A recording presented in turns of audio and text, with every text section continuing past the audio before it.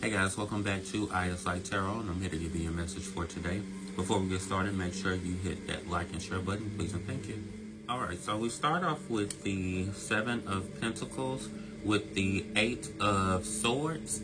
So with this, for me, I feel like for some of you, you feel like you've been doing a lot and really have not been seeing like the type of progress that you would like to. You're not seeing, like some type of get back for what you're putting in. But I feel like you may need to take a step back and change your perception. With the Eight of Swords, like, this is self-imposed restrictions. So to me, I feel like you're in your head about what's going on, really. And you may have been going like so hard, so much, and have not just been able to take time and say, like, look at the accomplishments you've made, like the steps you've been able to take so far.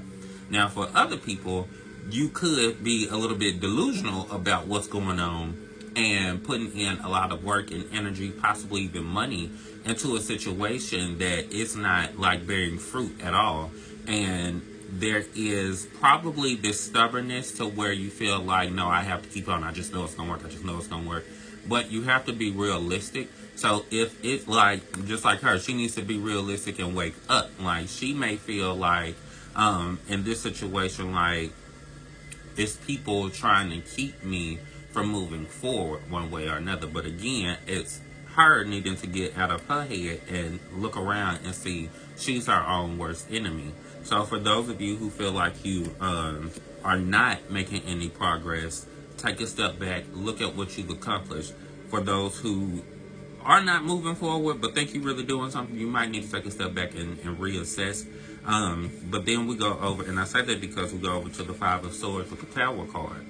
Either way, if you don't change your perception, it's gonna be like a hard lesson that you're going to learn, and you're gonna feel like you've wasted like a lot of time and energy and whatnot. I feel like this is the time to, again, make sure you take a step back, and if you need to, change your perception of how you're looking at a situation.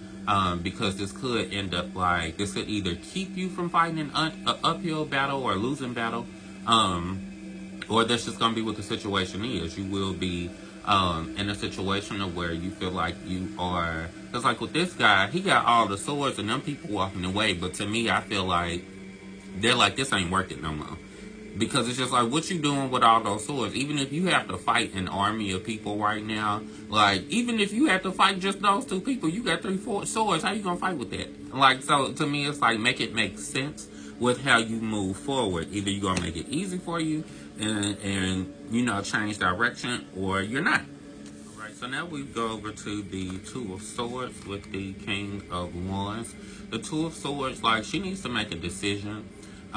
She could represent being guarded. Now, for some of you, the delusional bunch of you, like, could be being guarded and feeling like you need to protect this major desire that you feel like you have, that you feel like like you can make happen, and you don't want anyone to get in your head, get in your way, get in your mind, anything like that or whatever.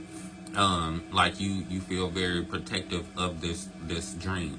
Now, for other people, I feel like that with a change of perception, I think you'll be able to follow your intuition with taking time to just step back and pay attention to what's going on.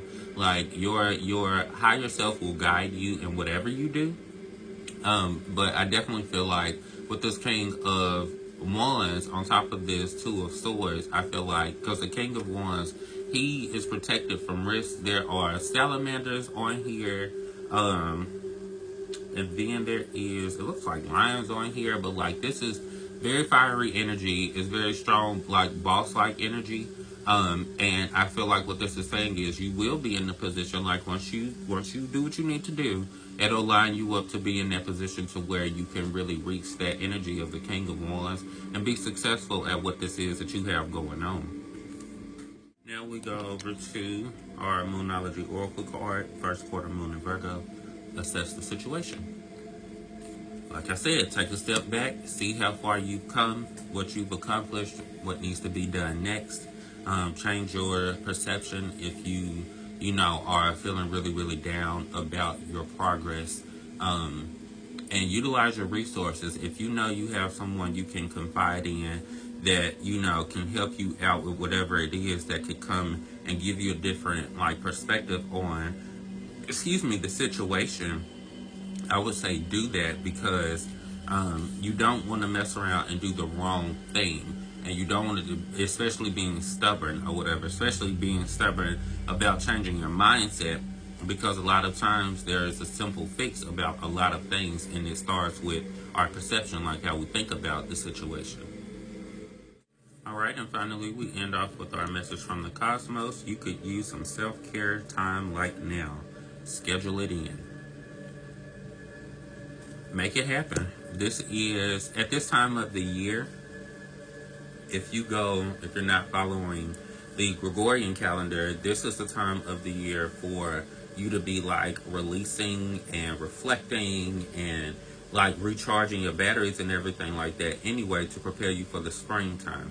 So this is definitely the time that you want to do things like scheduling self-care, whether it's going to the spa or just making sure you're like working out, going for walks, being out in nature or whatever, just something that nurtures your mind, body, and spirit, if possible. And I feel like that will help you stay clear-headed, especially with the seasons to come. So I hope you all enjoyed it. Remember to hit like and share, please, and thank you. And I'll catch you next time.